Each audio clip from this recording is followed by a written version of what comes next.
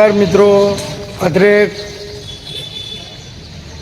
જિલ્લો ગીર સોમનાથ, તાલુકો કોડીનાર ને એમનું ગામ અડવી ચોકડી પર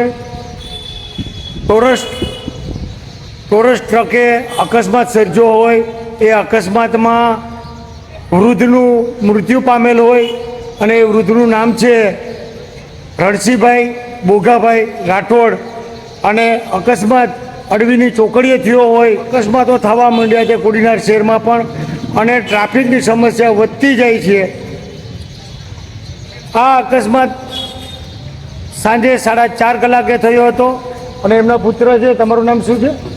મનુભાઈ રાઠોડ પણ મારી સાથે છે. મનુભાઈ, હકીકતે શું થયું હતું એ કહો.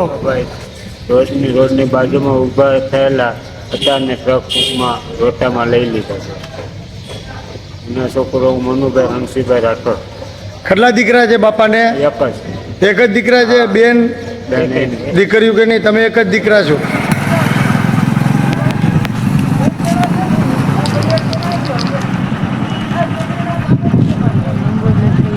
બધું